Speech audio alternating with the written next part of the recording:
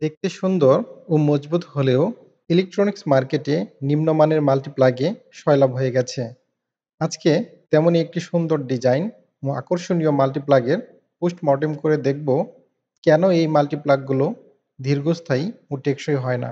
আমার হাতে যে মাল্টিপ্লাগটি দেখতে পাচ্ছেন, বাজারে এ ধরনের মাল্টিপ্লাগ ২২০ টাকা থেকে ২৫০ টাকার মধ্যে পাওয়া যায়। এই ধরনের মাল্টিপ্লাগ কেনার পর খুব বেশি দিন বাসাবাড়িতে ব্যবহার করা যায় না।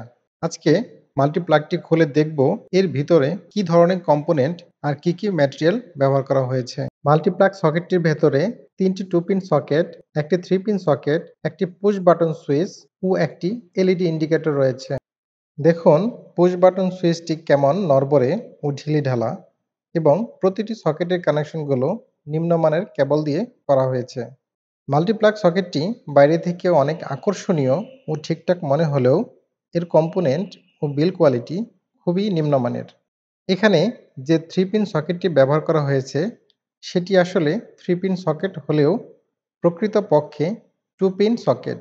এখানে সকেটগুলো শুধুমাত্র কেবলের সংযোগ দিয়ে আটকে রাখা হয়েছে।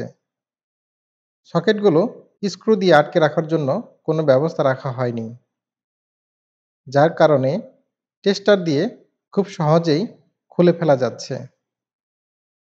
এই ধরনের সকেট বাসাবাড়িতে ব্যবহার করা খুবই ঝুঁকিপূর্ণ।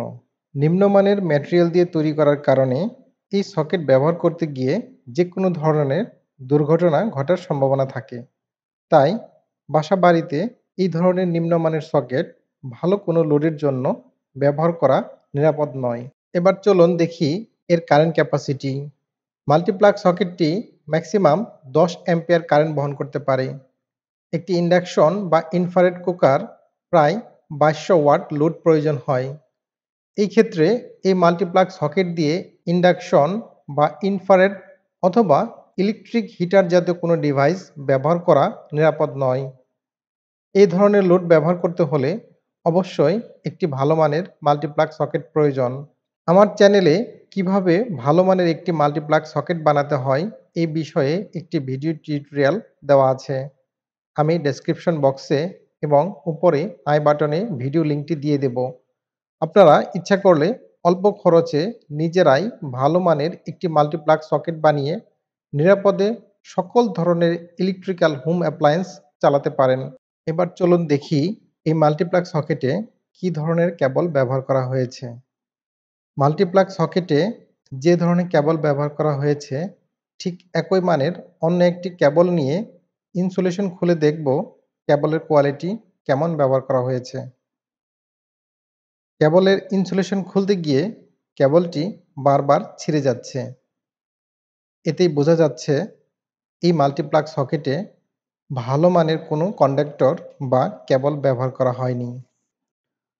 আশা করছি আমার এই ভিডিওর মাধ্যমে আপনারা বুঝতে পেরেছেন বাজার থেকে নিম্নমানের মাল্টিপ্লাগ সকেট আমাদের বাসাবাড়িতে ব্যবহার করা একেবারেই নিরাপদ নয়।